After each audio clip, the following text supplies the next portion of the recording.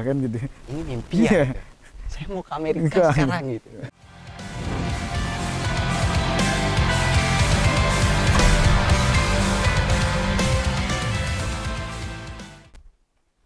Oke, kembali di Kurasi Media di podcast 123. Kali ini kita menghadirkan bintang tamu seorang musisi bergenre EDM gitu. Mungkin namanya mirip dengan musisi nasional juga, belakang tapi namanya. Bersama Oki Bujana. Halo, apa kabar? Baik. Ya, Gimana kabarnya juga? Ya harus baik sekarang kabar. Harus baik, siap. Gini, apa namanya? Kita bincang-bincang seputar karya kemarin, gimana memilih genre EDM itu, EDM, karena perkembangan EDM di Bali kan itu. Nah, yang pertama pertanyaannya atau interviewnya lebih ke karya yang kemarin kolaborasi dengan ada musik etnik tradisional Bali dan juga ada tarian Bali. Coba cerita deh sedikit. Jadi gini dulu, pertama saya mengenal genre EDM tuh berawal dari SMA. Ya. Kebetulan saya punya kenalan teman juga, dia seorang DJ. Jadi di sana saya sudah mulai mengenal, mulai menikmati lah, mulai menikmati. Saking ketertarikannya saya sama EDM, berlangsunglah ke praktek. Saya belajar dari beliau.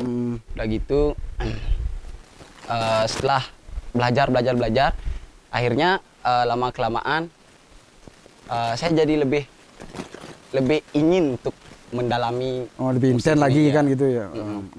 Terus akhirnya waktu saya pindah dari SMA di sana tuh, saya kemarin sempat SMA di Kelungkung. Terus ya, terus saya pindah kelas 2-nya di SMA Nusa. Nah, di sana sedikit demi sedikit vakum gininya mendalami tentang musik EDM-nya, vakum udah gitu.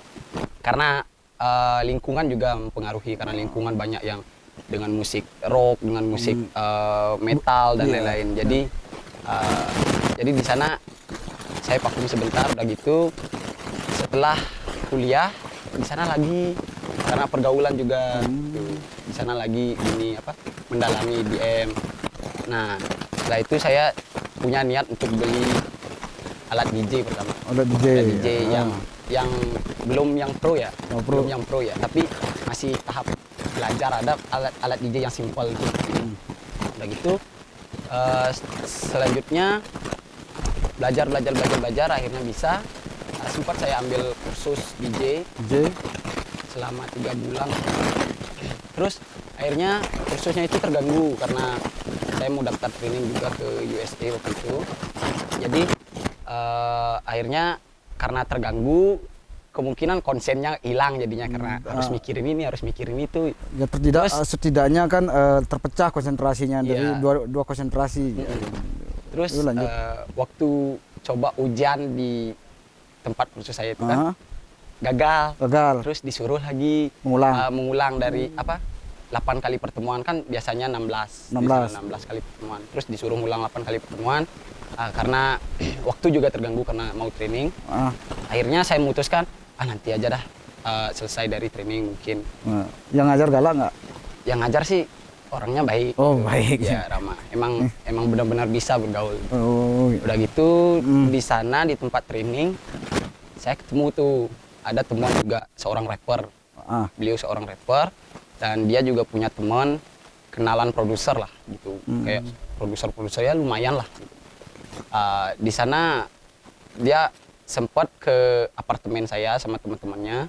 Terus dia memperkenalkan gini buat video klip, karena salah satu dari teman saya yang ada di apartemen tuh akrab sama beliau.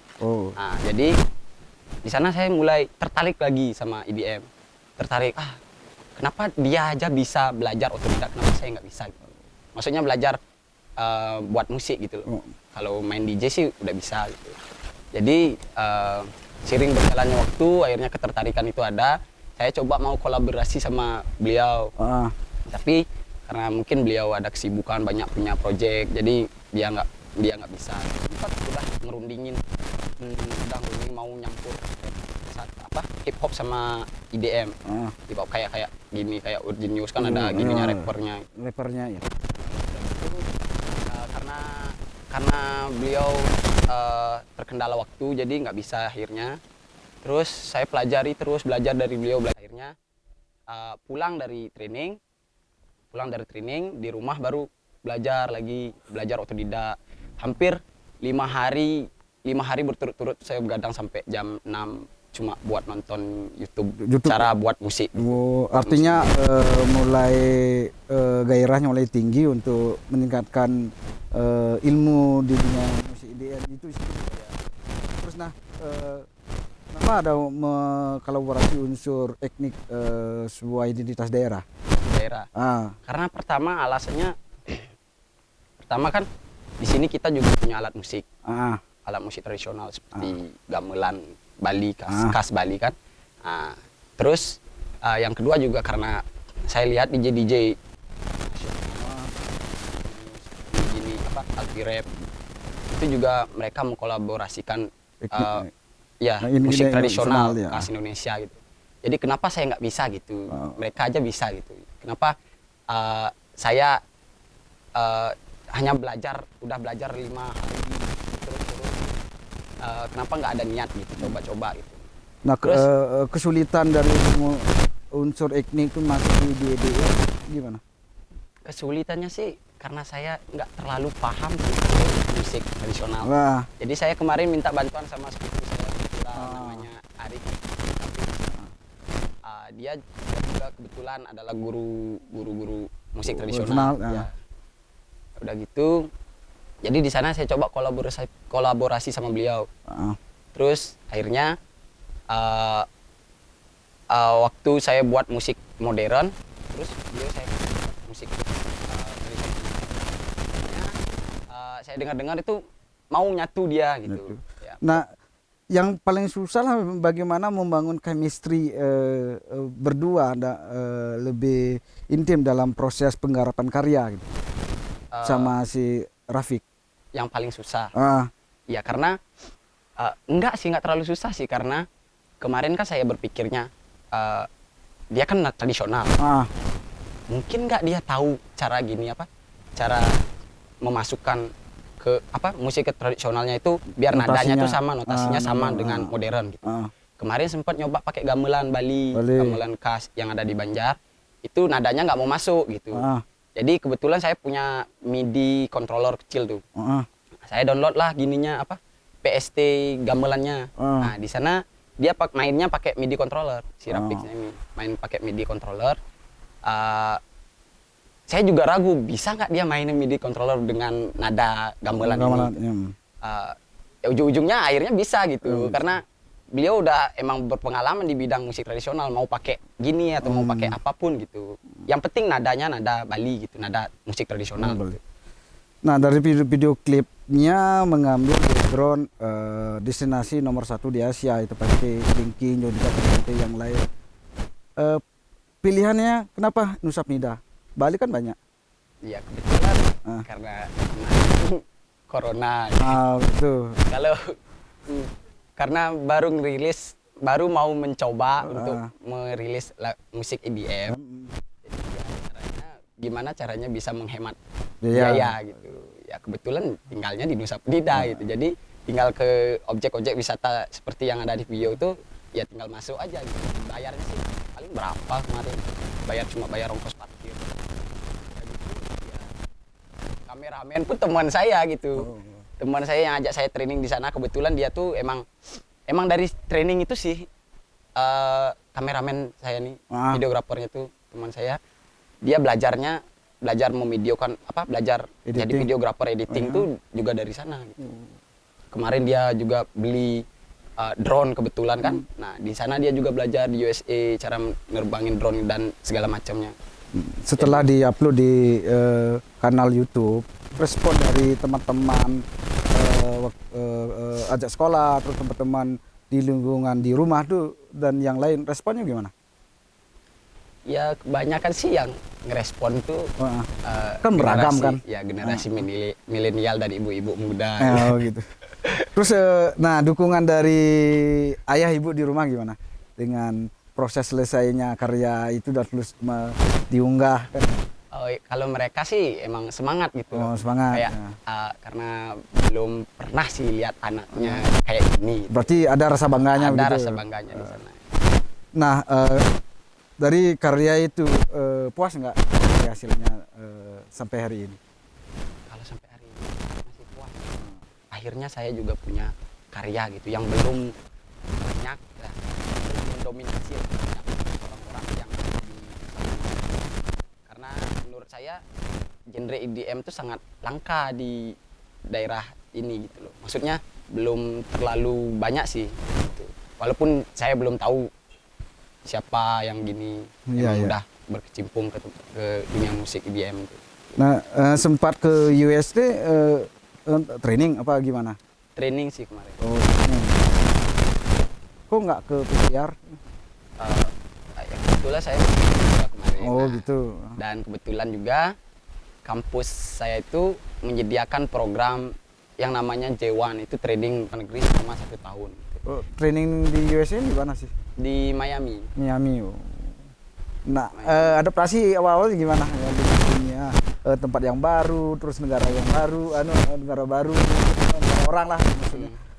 Dengan kebiasaan yang di rumah dengan kebiasaan di sana gimana adaptasinya? Adaptasinya sih pertama dari segi infrastruktur ya. Nah. Dari infrastruktur, waktu di atas pesawat tuh saya lihat infrastrukturnya memang benar-benar rapi gitu. Dibanding kita di Indonesia gitu lah. Jalannya yang teratur, maksudnya bangunannya di sana rumahnya teratur. Jadi pas waktu turun tuh memang perasaannya tuh wow gitu. Terus untuk kedua dari segi cuaca mungkin ya, dari segi cuaca kan harus membiasakan juga. Kebetulan Miami itu sama kayak di Nusa Penida. Jadi ada musim dinginnya, ada musim panasnya. Dingin pun nggak ada salju gitu di sana. Tahun berapa tuh? 90-an ya. Nah, biasanya waktu SD kan sering guru geografi mengajak, oh ini Amerika gitu. Nah, ketika mau benar-benar ke sana tuh ada rasa mimpi nggak? Ada rasa mimpi. Pertama waktu mau landas dari mau take off dari Ngurah Rai. Itu kayak rasanya mimpi ya kan gitu. Ini mimpi ya. Gitu. Saya mau ke Amerika sekarang gitu. Ini mimpi ya gitu. Paling bisa sebelum berangkat nggak bisa tidur kan, biasa tuh kan. Jet gitu. lag juga gitu. Sebelum berangkat juga maksudnya karena terlalu kepikiran besok ke Amerika gitu. Besok ke Amerika tahu bisa menginjakkan kaki di negara orang gitu. Nah, itu aja sih. Jadi dalam proses karya tinggal di Amerika juga berpengaruh ya? Iya, berpengaruh. Jadi itu juga di sana juga selain training juga artinya menambahin skill ya di sana. Iya. Nggak tahu kenapa tapi di sana tuh memang benar-benar merubah kita. Pulangnya kita harus berbeda dari sebelumnya gitu. Mungkin lingkungan etos kerjanya mungkin di sana pengaruh. Mungkin mungkin karena lifestyle orang di sana, karena kebanyakan orang-orang di sana tuh paling cepat menghargai karya seseorang walaupun sekecil apapun karya seseorang paling cepat. Nah, karya pasti ada setiap apalagi musisi kan. Idola siapa sih dalam karya? Kalau saya sih ya idola saya tentu nasional yang lagi hit sekarang. Yang lagi hit seperti Virginio sama Alpi Rap itu memang benar-benar masuk ke gini saya. Selaras lah gini. Jalur musiknya itu selaras. Sampai saat ini belum sempat ngobrol sama kedua musisi itu. Belum lah. Saya bukan siapa-siapa beliau. Tapi ada keinginan ke sana kan? Itu, keinginan pasti ada gitu. Tidak sharing ilmu kan. Sharing ilmu juga. Kanuragan. Ilmu kanuragan. Ilmu penglihakan. Nah, progresnya ke depannya ini kan udah responsif dari citizen lingkungan lumayan bagus nih. Nah, kedepannya dalam karya nanti rencana kolaborasi dengan siapa sih? Ya, setidaknya musisi Bali atau yang lain. inik-inik yang bisa dimasukkan? Kalau untuk project sih kedepannya saya udah ada project nih, tapi belum tercapai karena pertama kesusahan dalam pembuatan lirik. Terus yang kedua alat-alat juga karena sekarang kan masih masa-masa pandemi susah gininya. Itu juga beli alat-alat itu juga butuh modal yang banyak. Nah, terus yang ketiga karena apa ya, inspirasi sih belum ada, cuma musik udah ada, cuma mau dibikin kayak gimana gitu. Secara konsep ya. Konsep. Kalau konsep ada udah gini apa, musik bertema pantai gitulah, bertema tropikal yang ini kan berkarya saat pandemi. Nanti rencananya apa namanya, mainnya di mana lah, tidak di Bali nih setelah ini normal. Setelah ini normal. Paling di Nusa Penida aja dulu. Nusa Penida dulu. Ya. Karena kebetulan konsep saya udah ada bertemakan pantai. Jadi ya menurut saya daripada jauh-jauh saya harus ke daratan, mending saya di sini aja dulu. Juga kan kita juga punya pantai yang indah di sini banyak. Ada tawaran nggak untuk manggung? Tawaran ada kemarin, tapi di tempat-tempat gini apa? Karena saya profesinya DJ. Di tempat-tempat ya seperti klub-klub gitu, tapi gimana ya? Soalnya nggak terlalu serok saya masuk ke gini apa? Ke klub, apalagi harus main-main gini apa? Belum ada lah kepikiran masuk ke klub, karena saya juga nggak terlalu gini, nggak terlalu bagus gitu, takutnya ntar mengecewakan gini. Nanti mungkin kalau saya udah punya nama dikit gitu. Saya pengennya nyari nama tuh secara pribadi, maksudnya dari hasil karya saya dulu gitu, bukan dari hasil saya punya nama dari klub-klub gede gitu loh. Jadi setidaknya merangkak dari bawah, terus naik gitu, kayak ular tangga gitu kan. Paling kalau saya ada tawaran, paling saya manggungnya di tempat-tempat basah yang muda di sini. Jadi dari gelanggang ke gelanggang. Saya pengen nyari nama tuh di sini dulu gitu. Biar di sini saya baik, udah ditauin bahwa oh dia ini udah bisa gitu. Nanti baru saya ke sana. Setidaknya kan Lincoln sendiri dulu memperkenalkan, oh ini karya saya, ini karya saya, biar bisa diterima kan itu secara sederhana kan. Itu dulu mengupas dari proses berkaryanya seorang Oki Bujana. Nah, sebelum tutup ada tambahan dikit deh pertanyaannya. Bujana kan musisi kita nasional dari Klungkung Bali juga, Bujana. Ada pernah menanyakan nggak di sosial media tentang nama Bujana itu? Ada, pernah. Salah satu akun sosial media kabupaten pernah menanyakan.